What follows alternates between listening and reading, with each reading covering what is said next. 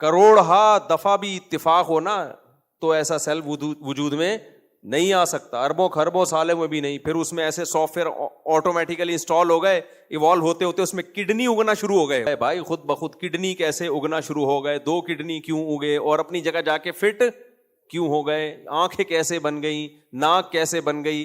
ہر عضو میں ایسے سینسر لگے ہوئے ہیں جو اسی کے لیے سوٹیبل ہیں. اور میرے بھائی اگر یہ سب خود بخود بنا ہے تو ہارڈ ویئر بن گیا, سافٹ ویئر کیسے بن گیا؟ ابے اتفاق سے ہارڈ ویئر تو وجود میں آ سکتا ہے, کروڑوں خربوں سال میں بھی ایسا تو ہارڈ ویئر بھی وجود میں نہیں آ سکتا. انسان ہارڈ ویئر اور سافٹ ویئر دونوں چیزوں کا مجموعہ ہے. نہیں آئی میرا خیال ہے بات؟